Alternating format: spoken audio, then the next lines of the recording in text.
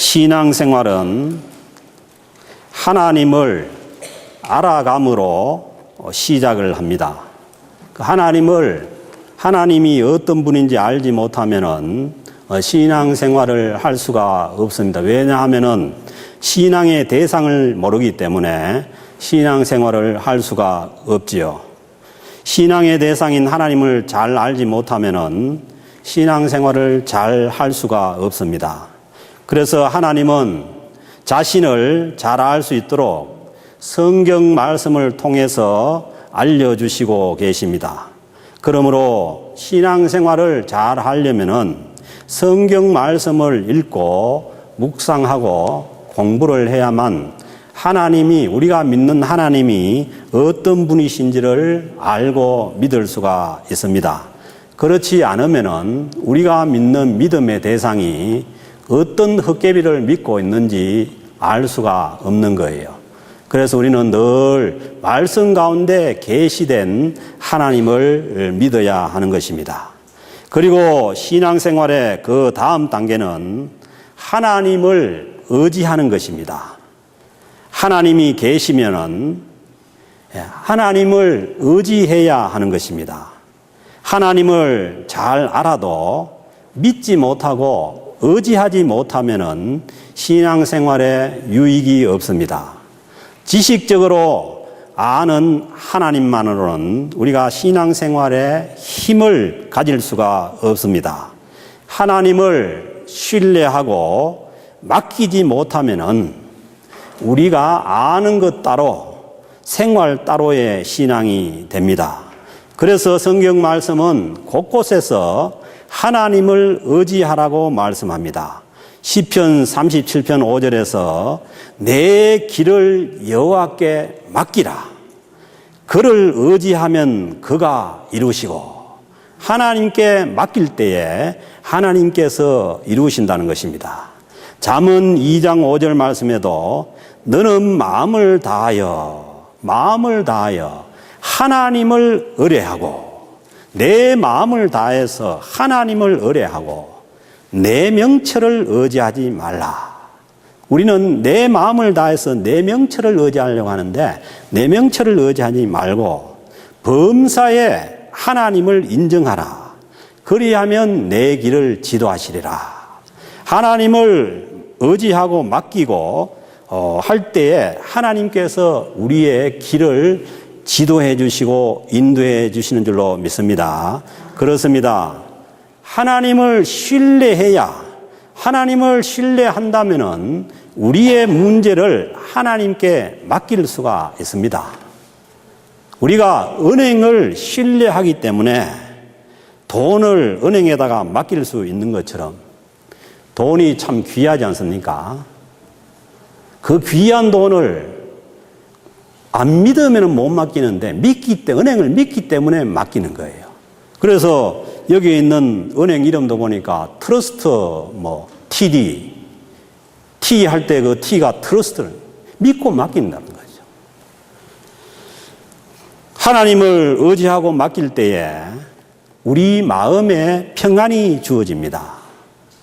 큰 돈을 은행에 안 맡기고 자기가 들고 앉아 있으면은 굉장히 불안한 것처럼 우리가 우리 문제를 큰 문제일수록 맡기지 않고 우리가 들고 앉아 있으면은 마음이 불안합니다. 그래서 내 인생의 문제도 맡아주시겠다는 분이 계시니까 그분이 바로 우리가 믿는 하나님이십니다. 그래서 예수님께서도 오셔서 마태복음 11장 28절에서 말씀하시죠. 수고하고 무거운 짐진 자들아. 인생에 또 다른 별명이 있다면은 수고하고 무거운 짐진 자들이라는 거예요. 그러니까 너무 수고하고 짐이 없는 것처럼 그렇게 가정하지 마세요. 예수님이 하나님의 아들이신데 인생은 누구나 다 수고하고 무거운 짐을 지고 있다는 거예요. 그래서 수고하고 무거운 짐 자들아 다 내게로 오라. 내가 너희를 쉬게 하리니. 나는 마음이 온유하고 겸손하니 나의 멍에를 메고 내게 배우라. 그리하면 너희 마음이 쉼을 얻으리라. 우리의 문제를 하나님께 맡길 때에 우리는 우리 마음에 쉼을 얻고 평안을 얻을 수가 있습니다. 닥친 문제 때문에 마음에 평안이 없다면은 내 문제를 하나님이 좀 맡아주시고 해결해 달라고 기도해 보시지 않겠습니까? 워낙 말을 잘 안 듣기 때문에 제가 그냥 권면을 합니다. 기도해 주세요, 보세요. 뭐 이렇게 얘기해도 안 될 거니까. 제발 그렇게 해 보시지 않겠습니까? 참 안타깝습니다.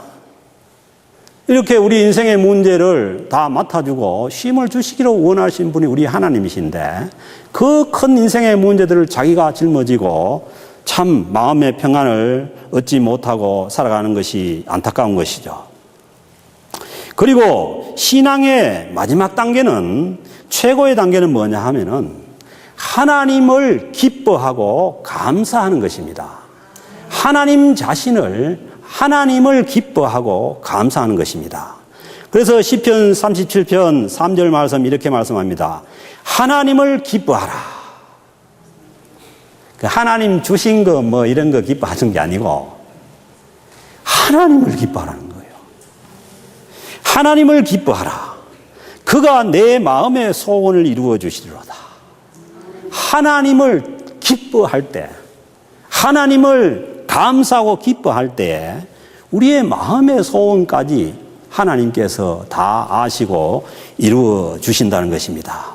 그런데 왜 하나님을 기뻐하지 않겠습니까?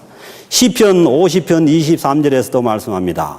감사로 제사를 드리는 자가, 감사로 하나님 앞에 나오는 자가 나를 영화롭게 하나니. 우리가 인생이 창조주 하나님을 영화롭게 할 수 있는 길이 뭐냐? 감사로 하나님 앞에 나아가는 것입니다. 그리고 그의 행위를 옳게 하는 자에게 내가 하나님의 구원을 보이리라. 아멘입니까? 하나님께서 우리를 구원하는 그 구원을 보이시겠다는 겁니다. 누구에게? 감사의 행위를 옳게 하는 자에게 하나님께서 하나님의 구원을 보인다는 것입니다. 그래서 우리는 감사로 나아갈 때, 하나님을 기뻐할 때 하나님의 구원을 확신하게 되는 것입니다. 인생에 아무리 큰 문제가 있고 어려운 문제가 있더라도 하나님을 기뻐할 수 있고, 그리고 하나님 앞에 감사로 나아갈 수 있다면 우리의 모든 문제가 다 하나님께서 구원하실 수 있는 줄로 믿습니다. 예, 기뻐하고 또 즐거워하고 싶은데 왜 자꾸 원망 불평을 쏟아놓고 왜 자꾸 인상 쓰고 짜증을 내게 되는 것입니까? 그것은 우리가 기뻐하고 즐거워하기 위해서는 우리 마음 안에 감사가 있어야 합니다. 하나님을 잘 알고 성경에 나타나신 그 하나님을 잘 알고 우리가 하나님을 의지하게 되면은 우리 심령 안에 일어나는 것이 감사의 마음이 일어나게 됩니다. 그래서 이 모든 것을 잘 알고 하나님을 의지하게 된 그 바울 사도는 어떻게 말씀하시느냐? 범사에 감사하라. 데살로니가 5장 18절에서 범사에 감사하라. 범사가 뭡니까? 모든 일에 감사하라는 것입니다. 이것이 그리스도 예수 안에서 너희를 향하신 하나님의 뜻이니라. 그러니까 하나님의 뜻을 잘 모르겠거든. 감사부터 하세요. 뭐 하나님의 뜻이 이거니 저거니 자꾸 점쟁이처럼 묻지 말고 감사하는 거예요. 왜? 범사에 감사하는 것이 하나님의 뜻이라고 합니다. 예수 믿는 사람이 하는 감사는 안 믿는 사람들이 하는 감사와 다릅니다. 안 믿는 사람들도 모든 일이 잘 되고 조건이 좋을 때는 조건부 감사를 합니다. 그런데 신앙생활을 하는 우리는 조건부 감사가 아니라 우리는 범사에 감사해야 합니다. 그렇지요. 왜냐하면은 감사하는 마음으로 시작을 해야, 감사가 회복돼야 그 다음 일도 다 잘 되는 것이죠. 성질 내고 짜증 내고 불평하면서 하는 일은 그 다음 일이 잘못되기가 쉽습니다. 그때 하는 판단은 잘못 판단할 수가 있습니다. 어제 신문 보니까 그 탤런트 최진실 씨 죽은 지 8년 됐다, 8주기라고 그렇게 신문에 나오는데 그 순간, 그 순간에 하나님 앞에 감사할 수 있는 그런 심령이 되었다면 절대로 그런 일이 일어나지 않습니다. 그러므로 감사라는 것은 우리의 생명과 같은 것입니다. 감사해야 될 순간에 감사하지 못하면 우리는 아주 잘못된 판단을 할 수가 있습니다. 저는 그 최진실 씨 그 아들이 보니까 9살, 10살이 됐는데 얼마나 이쁘게 잘생겼는지 몰라요. 왜 그런 아들을 놓고 그렇게 할 수밖에 없었냐는 거예요. 그리고 그것뿐만 아니라 그가 그렇게 됨으로 인해 가지고 자기 동생도 그렇게 됐죠. 남편인 조성민이도 그렇게 됐죠. 그런 비극은 순간적인 우리 마음의 감사를 뺏겨버리면은 그런 어려운 일도 우리에게 있을 수가 있다는 것입니다. 그러므로 우리는 일이 잘 안 될수록 모든 여건이 나빠질수록 우리는 먼저 해야 되는 것이 뭐냐면 감사를 회복해야 됩니다. 어려운 일을 당할수록 감사부터 해야 합니다. 그러므로 지금 여러 가지로 어렵지 않습니까? 바로 지금이 감사를 회복을 해야 하는 그때입니다. 내 마음에 감사가 회복되어야 건강도 회복할 수가 있고 비즈니스도 회복할 수가 있습니다. 반대로 감사가 없이 원망과 불평 속으로 잦아들면 그것은 그 다음에 모든 것도 뻔합니다. 건강도 문제가 생기고 내가 하는 모든 일에 문제가 생깁니다. 그래서 이스라엘 백성들이 광야로 나와서 하나님 앞에 원망 불평하다가 40년간을 광야 생활 가운데 다 죽어나간 거예요. 감사는 우리를 살리는 것이고 원망 불평은 우리를 죽이는 것입니다. 나만 죽는 것이 아니라 다른 사람까지도 죽이는 것이죠. 일이 잘 안 풀리고 비즈니스가 힘들면은 마음도 힘들고 몸도 힘들어집니다. 그러므로 이 힘든 몸과 힘든 마음으로 하는 일은 점점 더 어려워지게 되어 있습니다. 그러므로 그럴 때에 가장 먼저 해야 될 일은 마음의 감사를 회복하는 일입니다. 마음이 회복되어야 건강도 회복되고 사업도 회복될 수가 있는 것입니다. 사랑하는 성도 여러분, 그런데 어떻게 이렇게 어려운데 감사할 수 있는가? 그것이 우리의 과제입니다. 오늘 주신 이 말씀도 보면은 하박국 선지자가 얼마나 무시무시한 그러한 소식을 들었는지 창자가 흔들리고 온몸이 떨리는 그런 소식을 들었습니다. 사람이 너무 충격적인 소식을 들으면은 밑에 다리가 후들거려가지고 주저앉아 버립니다. 그런 소식을 오늘 들었다고 그렇게 얘기합니다. 16절 말씀 보니까 내가 들었으므로 내 창자가 흔들렸고 금만 흔들리는 것이 아니고 속까지 창자까지 흔들리고 그 목소리로 말미암아 내 입술이 떨렸도다. 무리가 우리를 치러 올라오는 환난 날을 내가 기다림으로 썩이는 것이 내 뼈에 들어왔으며 내 몸은 내 처소에서 떨리는도다. 떨고 있을 수밖에 없는 창자까지 뼛속까지 썩어 들어가는 그런 어려운 소식을 듣고서 이 하박국서를 쓴 것이죠. 그래서요, 우리는 이 나쁜 소식은 우리 건강에나 우리의 삶에 아주 힘든 영향을 미칩니다. 뼈까지 썩게 하는 것이 참 우리가 듣는 그런 나쁜 소식들이에요. 이 얘기가 무슨 얘기냐 하면은 하나님께서 그 당시에 주변에 그 이스라엘 나라 주변에 있는 저 바벨론을 사용해 가지고 하나님의 선민인 하박국 선지자로 있는 하나님의 자기 백성인 남유다를 멸망시키겠다는 거예요. 그 계시가 하박국 선지자에게 전해지는데 하박국 선지자가 도저히 용납이 이해가 안 되는 거예요.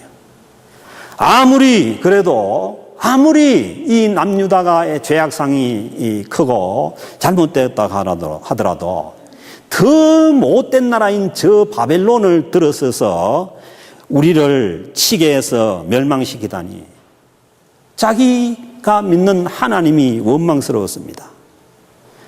그 하나님이 원망스럽고 하나님이 서운할 때 나오는 것이 우리 마음에서 나오는 것이 원망과 불평입니다. 그래서 이 하박국서는 하박국 선지자의 이 하박국이라는 것은 선지자의 이름이에요. 하박크. 선지자의 이름인데 이 하나님을 향한 원망과 불평으로 이 하박국서를 시작하는 거죠. 하박국서 1장 2절 3절 처음에 보면은 하나님이여 내가 부러지져도 주께서 듣지 아니하시니 어느 때까지리까. 내가 부러지져도 하나님께서 듣지 않고 내가 강포로 말미암아 외쳐도 주께서 구원하지 아니하시나이다. 내가 아무리 선지자로서 부러지고 구원해도 외쳐도 하나님께서 듣지 않고 구원하지 않는다는 거예요. 그리고 어찌하여 내게 죄악을 보게 하시며 패역을 눈으로 보게 하시나이까. 그탈과 강포가 내 앞에 있고 변론과 분쟁이 일어났나이다. 어떤 말씀입니까? 한마디로 하나님이 어떻게 그럴 수가 있고 하나님이 어찌 이렇게 하는 겁니까? 세상은 보니까 완전히 개판인데 하나님 지금 뭐 하고 계십니까? 그런 얘기죠. 그리고 이 하박국 선지자의 마음에 드는 것이 하나님도 마음에 안 들고 세상도 마음에 안 들고 아무것도 마음에 안 드는 거죠. 그래서 하나님 앞에 따지는 거죠. 묻는 거죠. 어찌하여 그렇게 하느냐. 쭉 내용이 이어지다가 2장 4절에 보면은 하나님께서 응답하십니다. 하박국 선지자에게 보라. 그의 마음은 교만하며 그 속에서 정직하지 못하니 하나님이 바벨론이라는 그 나라가 교만하고 정직하지 못하고 형편없다는 것을 하나님이 아신다는 거예요. 그러나 그 유다 백성의 잘못을 고치기 위해서 하나님께서 그 못된 바벨론을 사용하시는 것뿐이라는 거죠. 그리고 그 상황에서도 하나님께서 이 하박국 선지자를 향해서 하시는 말씀은 오직 의인은 믿음으로 살리라. 아무리 온 세상이 다 잘못되었고 하나님께서 침묵하시고 응답하지 않는 그 상황에서도 하나님의 백성들 오직 의인은 믿음으로 살라고 말씀하시는 거죠. 그러므로 하나님을 믿는 우리는 세상이 이러쿵저러쿵 경기가 이러쿵저러쿵 크게 얘기할 게 없습니다. 그 상황 가운데서도 오직 의인은 믿음으로 살라는 것입니다. 그러면 믿음으로 산다는 것이 무엇입니까? 믿음으로 사는 것은 이 세상의 것에 흔들리지 않고 이 세상에 있는 것들에 흔들리지 않고 정말 하나님만을 바라보고 사는 것입니다. 하나님만이 이 모든 것에서 우리를 구원하실 수 있음을 믿고 그 하나님의 구원을 소망하는 것입니다. 아무리 세상이 뒤죽박죽이 되고 아무리 불의가 판친다고 하더라도 하나님은 구원하실 수 있다는 것을 믿는 것입니다.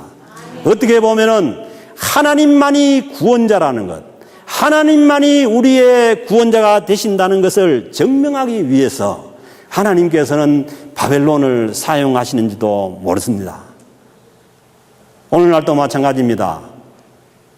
왜 세상이 이렇게 되느냐? 이 세상의 구원이 없고 오직 하나님께만 구원이 있다는 것을 우리에게 보여주시고 나타내 주기 위함입니다. 이 모든 것에서 우리를 구원하실 수 있는 분은 오직 하나님을 믿고 하나님임을 믿고 그 하나님을 구원을 소망하며 구원하실 그 하나님을 기뻐하며 감사하는 것입니다. 오늘 이 하박국 선지자가 바로 이 모습을 보여주시는 것이죠. 그래서 이 응답을 듣고 났을 때에 하박국서 17절에서 3장 17절에서 보면은 하박국 선지자가 이같이 믿음을 고백합니다. 자, 보세요. 없는 것 투성이요. 비록 무화과 나무가 무성하지 못하며, 그때 당시에 이스라엘 사람들은 무화과 먹고 사는 거예요. 무화과 나무가 없다는 거예요. 그리고 무화과와 더불어 포도즙을 짜서 먹어야 되는데 포도나무에 열매가 없으며 감람나무에 소출이 없으며 밭에 먹을 것이 없으며 우리의 양이 없으며 외양간에 소가 없을지라도 없는 것 투성이에요. 그러나 계시는 분은, 있는 분은 오직 하나님 한 분입니다. 그러기에 하박국 선지자는 나는 여호와로 말미암아 즐거워하며 하나님으로 말미암아 즐거워하며 나의 구원의 하나님으로 말미암아 기뻐하리로다. 지금은 암흑이지만은 지금은 이 하나님의 백성인 자기 백성인 유다 백성이 바벨론의 그 침략을 받아서 힘들고 어려운 시기를 지나지만은 그러나 거기에서 구원하실 그 구원의 하나님으로 말미암아 내가 기뻐한다는 것입니다. 사랑하는 성도 여러분, 신앙인의 기쁨은, 신앙인의 감사는 현재에 있는 것이 아닙니다.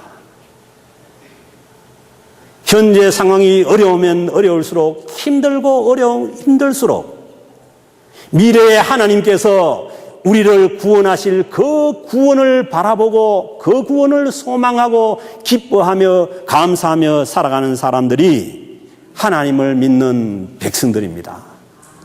그리고 이어지는 말씀을 보세요. 주 여호와는 나의 힘이시라. 아멘입니까? 이 세상이 힘이 아닌 거예요. 이 세상에서 주어지는 것들이 힘이 아니에요. 왜 이런 어려운 시기를 지나느냐? 하나님만이 우리의 힘임을 하나님께서 스스로 증명하기를 원하시는 거예요. 그리고 나의 발을 사슴과 같게 하사. 우리는 잘못 생각하면은 자꾸 하나님 앞에 우리를 힘이 센 사자나 호랑이나 곰이나 그런 걸 만들어 달라고 해요.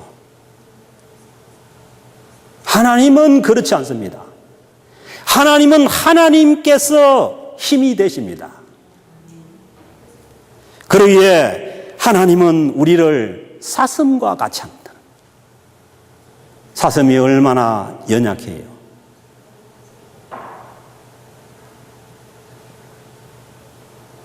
사슴만큼 연약하고 불쌍한 동물이 없잖아요. 그런데 하나님께서 우리를 사슴과 같이 해주시는 것은 하나님이 힘이라는 거예요. 사슴에서 힘이 나올 수 없는 거예요.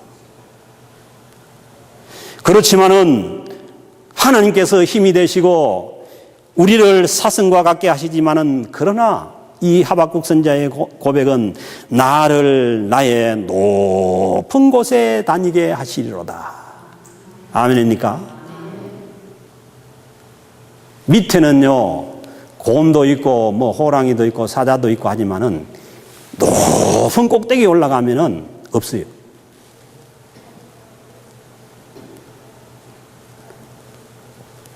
하나님은 우리를 사슴과 같이 만들어서 이 세상에 여러 가지 어려운 일이 있고, 힘든 일이 있고, 참 피치 못할 그런 사정들 그 가운데서도 꼭대기로 올라가기를 원합니다. 등산하는 사람들은 알죠?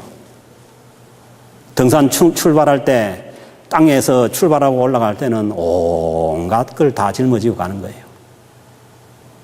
그러나 올라가면 올라갈수록 모든 것을 내려놓게 됩니다.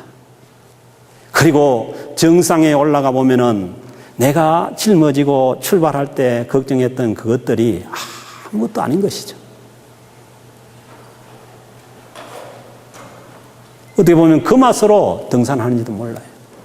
등산하는데 그 무거운 생각들을 다 짊어지고 그걸 짊어지고 끝까지 정상까지 올라간다고 하면은 그게 얼마나 힘들겠어요. 그러면 잘못하면 헛디뎌 가지고 넘어집니다. 그러니까 올라가면 올라갈수록 다 내려놓고 깨끗한 그런 마음으로 높이 올라가면 하나님 더 잘 만날 수 있으니까 하나님을 바라보고 세상은 내려놓고 그렇게 하는 것이죠. 우리의 신앙생활도 마찬가지예요. 우리가 그 문제 속에 박혀서 문제 속에서 들어앉아 있으면은 이 세상 공동묘지에 가야 문제가 없지 문제투성이요. 그러나 우리의 발을 하나님께서 힘이 되시고 우리의 발을 사슴의 발과 같이 높게 해가지고 우리를 높이 영적으로 신앙적으로 올라가 보면은 별것 아니에요. 여러분들 오늘 저녁에 하나님 앞에 가야 된다고 생각하면은 이 세상에 있었던 일이 뭐가 그렇게 큰 일이겠어요?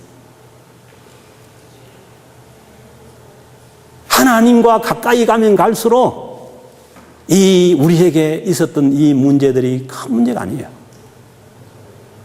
높은 곳에서 내려다보면은 별것 아니에요.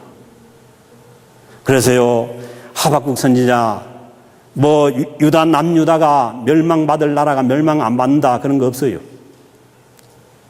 하나님의 계획 가운데 있지만은 그러나 하나님의 힘에 의해서 높은 곳으로 올라가서 보니까 그 모든 것들도 기뻐하는 거예요. 하나님만으로 기뻐하는 거예요. 그때에 우리의 모든 문제들도 해결되는 줄로 믿습니다. 문제는 우리의 영적 수준이 올라가야 되는 거예요.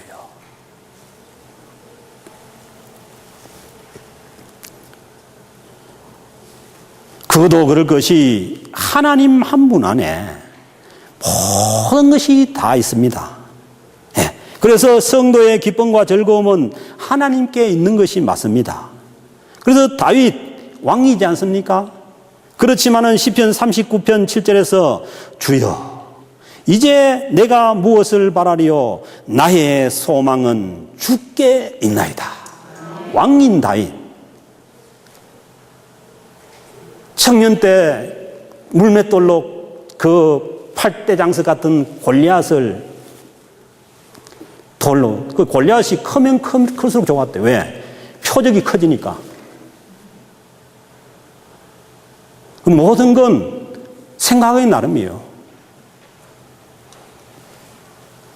그렇지만은 그 모든 것 지나고 보니까 소망은 오직 주께 있다고 고백합니다.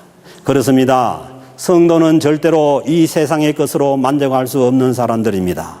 정말 좋은 것들은 하나님께 있기 때문에 하나님을 사랑하는 사람들은 하나님만으로 기뻐하고 즐거워하게 되는 것입니다. 왜냐하면 하나님 안에 모든 것이 다 있기 때문입니다. 아무리 힘들고 어려운 일이 있더라도 하나님은 우리를 구원하실 수가 있기에 우리는 하나님만으로 기뻐하고 즐거워하는 것입니다. 그래서 하나님을 믿는 사람은 굶어 죽을까 염려하지 않아도 됩니다. 하나님 믿는 사람이 굶어 죽으려고 애를 써도 안 굶어 죽습니다. 저 자신합니다. 우리 교회에 안 굶어 죽습니다. 여러분 굶어 죽으면 교회에서 살 줍니다. 그럼 너무 걱정하지 마세요.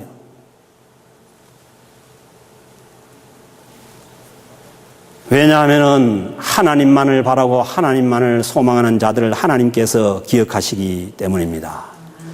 우리는 2016년도를 상당히 어렵게 시작을 했습니다.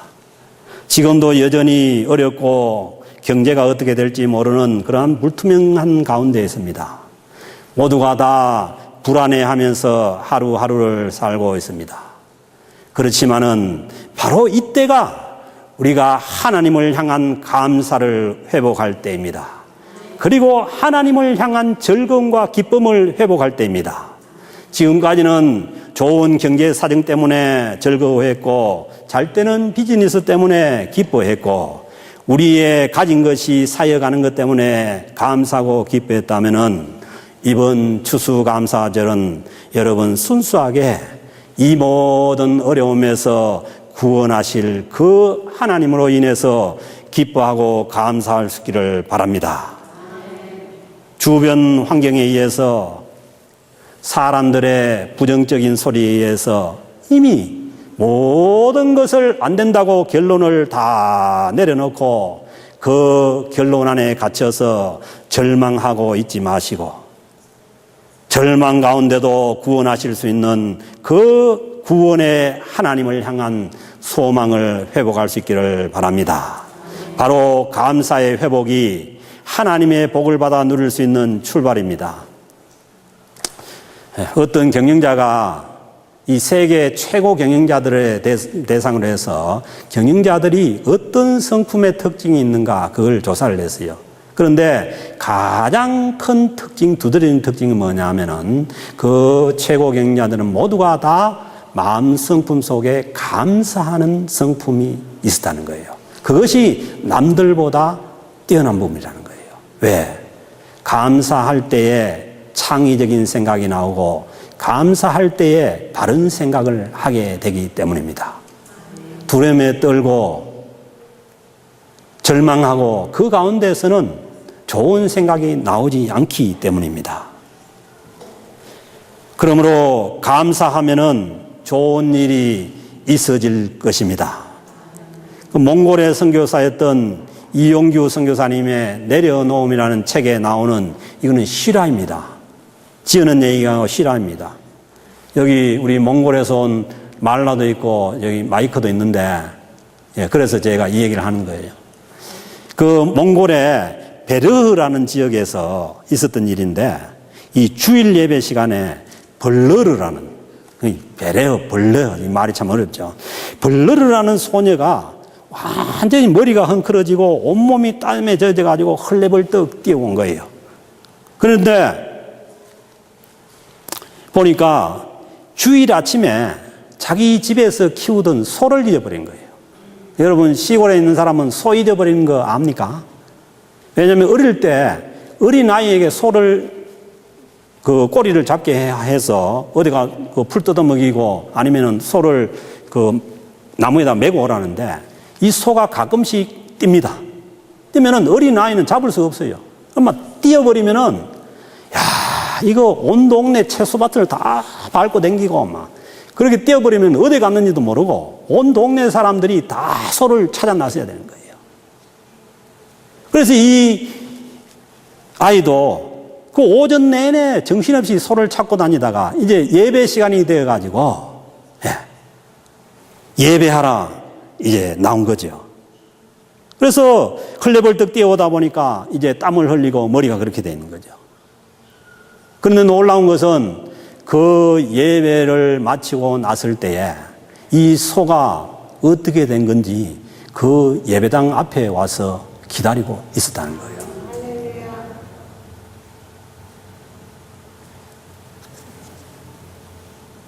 아까 우리가 찬양했지 않습니까? 어떤 곳에서도 예배한다고. 그래서요, 예배는 기적을 가져올 수가 있습니다. 오늘도요, 이 예배를 정말 우리가 늘 예배 드리기 전에 말씀하지 않습니까? 내 마음과 정성과 온몸을 들여서 예배를 드린다고. 신령과 진리로 예배를 드린다고. 사랑하는 성도 여러분, 여러분들 가운데 예배가 회복될 수 있기를 주님으로 축복합니다. 우리의 신앙의 회복의 첫걸음이 예배 회복이에요. 하나님 앞에 드리는 예배를 무시하고 하나님 앞에 드리는 예배를 아무렇게나 드리는 사람이 어떻게 예배가 회복될 수 있기를 주님으로 축복합니다.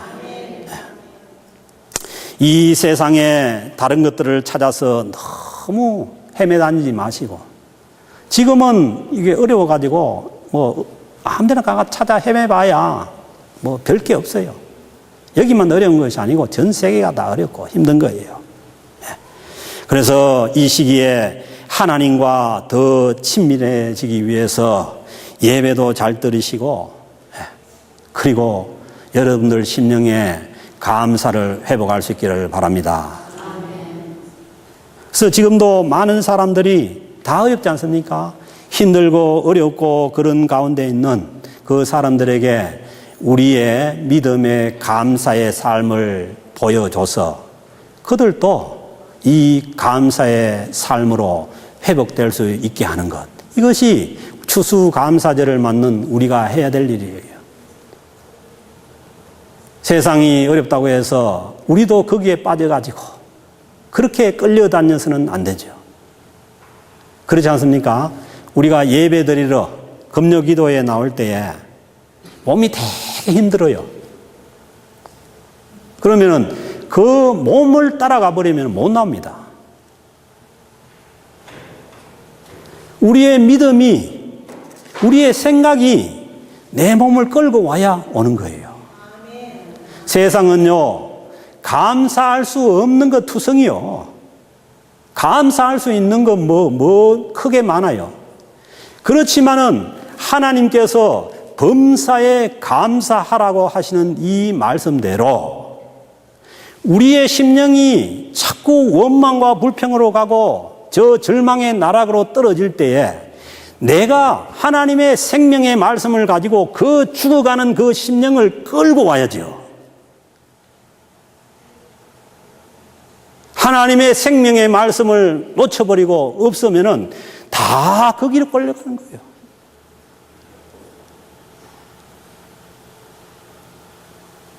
이 세상이 그렇게 호락호락한 세상이 아닙니다.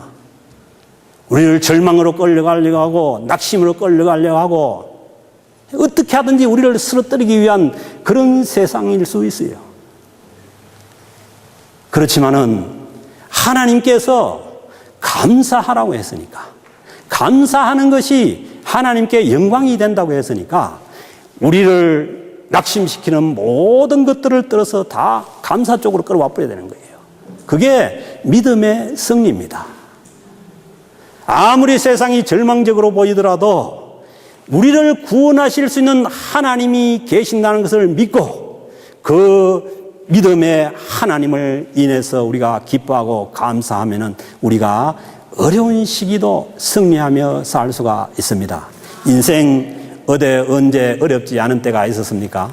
학생들은 학생들대로 어렵고 청년은 청년대로 취직이 안 돼서 어렵고, 장년은 처자식 먹여 살린다고 어렵고, 늙으면은 몸이 건강이 힘들어서 어렵고, 어려운 것 투성이에요. 그러나 그거 따라가면 안 됩니다. 그래서 주님께서도 사람이 떡으로 이 세상의 것으로 살 것이 아니라 하나님의 생명의 말씀으로 살라고 하신 것입니다. 여러분의 모든 삶을 이 생명의 말씀으로 전환하는 그러한 은혜가 있어지기를 주님의 이름으로 축복합니다.